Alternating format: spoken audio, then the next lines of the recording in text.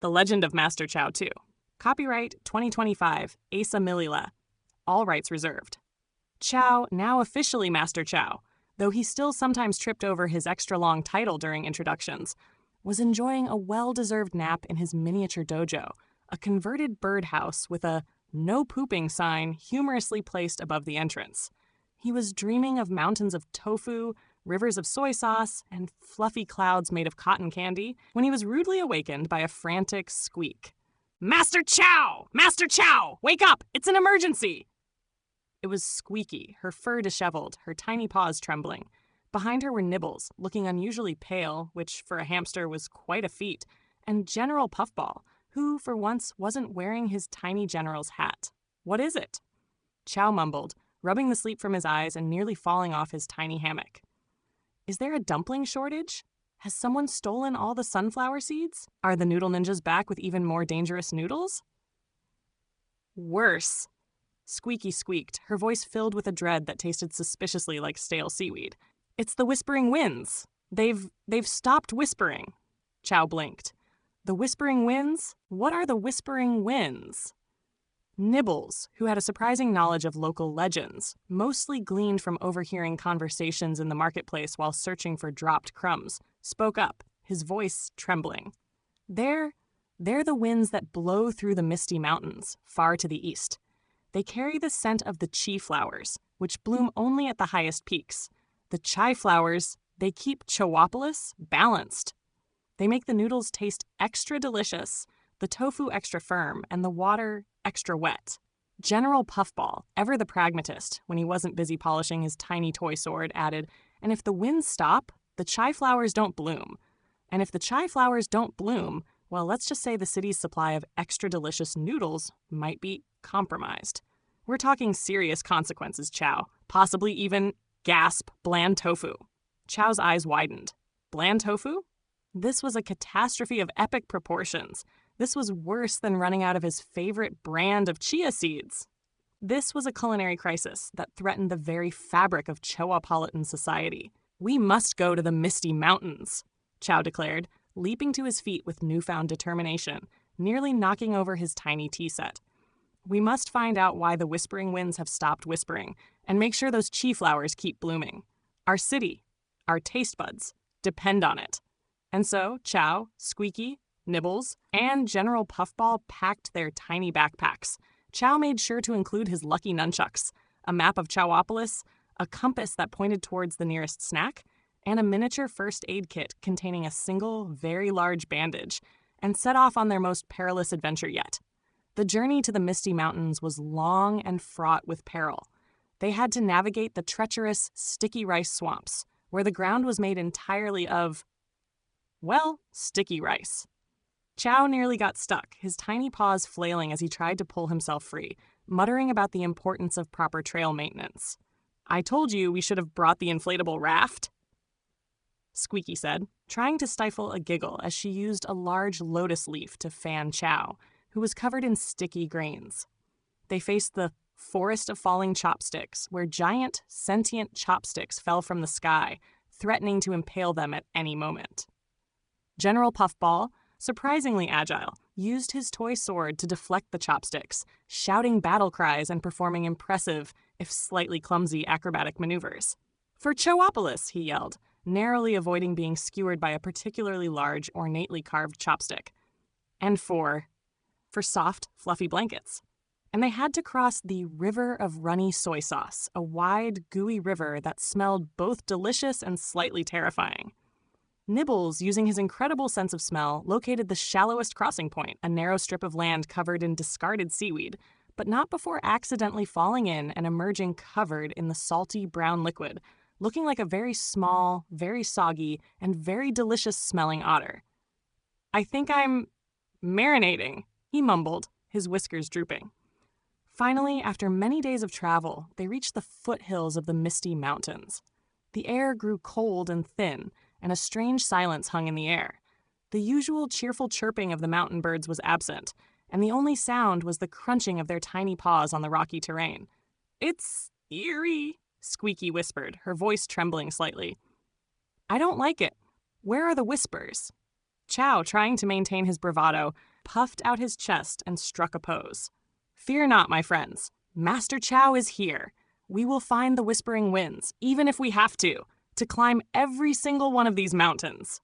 He immediately regretted saying that as he looked up at the towering peaks, their summits shrouded in mist, disappearing into the clouds. The climb was arduous. The mountains were steep and slippery, the rocks were sharp and unforgiving, and the air grew thinner with every step. Chow, despite his training, found himself panting and wheezing, his tiny legs burning with exhaustion.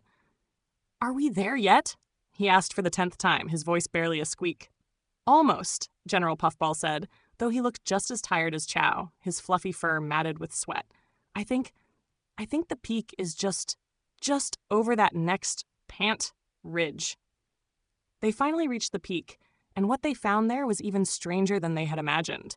The chi flowers were there, but they weren't blooming. Their petals were closed tight, their vibrant colors dulled and faded. And in the center of the field of flowers, sitting on a large, flat rock, was a creature unlike any they had ever seen before. It was a grumblepuff. Grumblepuffs were legendary creatures, said to be made of pure grumbling energy. They were small, round, and covered in fluffy gray fur, and they had perpetually grumpy expressions on their faces. This particular grumblepuff was even grumpier than usual. It was sitting with its arms crossed, its brow furrowed, and a tiny storm cloud hovering over its head, raining miniature raindrops of pure, distilled grumbling. "What's going on here?" Chow asked, trying to sound brave, though his voice trembled slightly.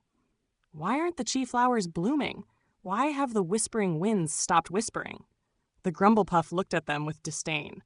"Because," it grumbled, its voice like the rumbling of distant thunder, "I'm having a bad day, a very bad day. I stubbed my toe on a pointy rock, my favorite cloud floated away, and I can't find my lucky pebble. And when I'm grumpy, the Whispering Winds get grumpy. And when the Whispering Winds get grumpy, the chai flowers get grumpy. It's all connected, you see? It's the delicate balance of the universe." Chow, Squeaky, Nibbles, and General Puffball exchanged bewildered glances. This was unexpected. They had expected a fearsome monster, a cunning villain, perhaps even a grumpy god. But a grumpy grumblepuff? But the chai flowers, Chow stammered. Chowopolis needs them. The noodles are getting bland. The tofu is losing its bounce. The fate of our city hangs in the balance. The grumblepuff grumbled even louder. "I don't care about your silly city. I care about my missing pebble. It's a very nice pebble. It's smooth and round, and it sparkles in the sunlight. And without it, I'm just grumbly." Chow, despite the absurdity of the situation, knew that he had to do something. He couldn't let Chowopolis suffer because of a grumpy grumblepuff and a missing pebble.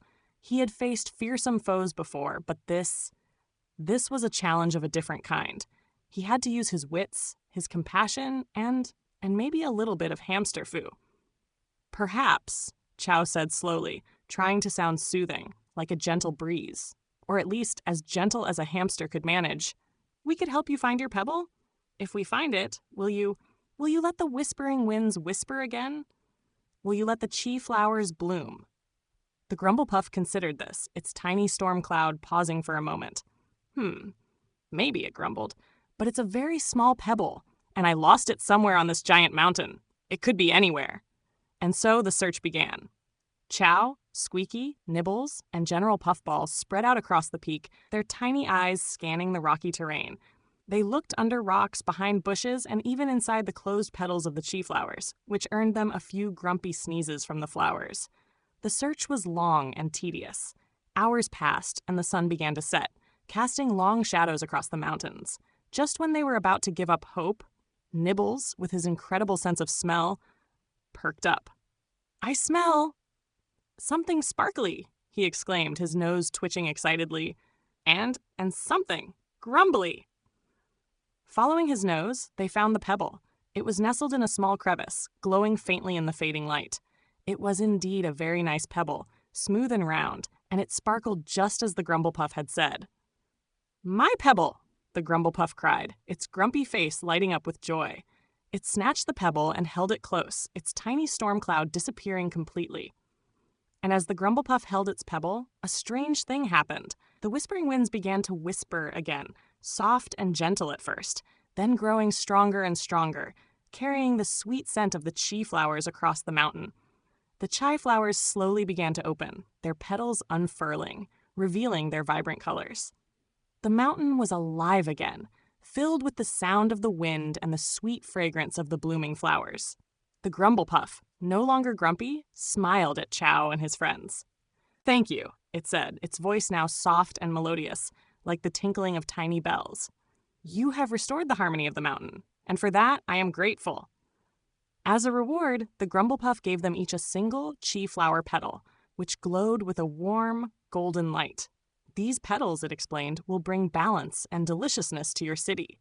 They will make your noodles taste even more amazing, your tofu even more delightful, and your water, well, it will still be wet, but it will be the best wet water you have ever tasted." Chow and his friends thanked the Grumblepuff and made their way back down the mountain, their hearts filled with joy and a sense of accomplishment.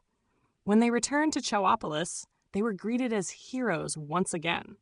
The chai flower petals worked their magic, and the city was once again filled with the aroma of delicious food and the happy sounds of satisfied citizens.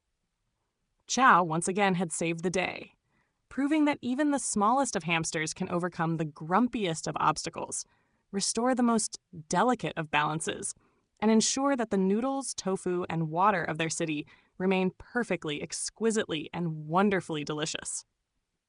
And though he still practiced his ferocious flurries, his whiskers still quivered with intensity, and he still occasionally tipped himself over.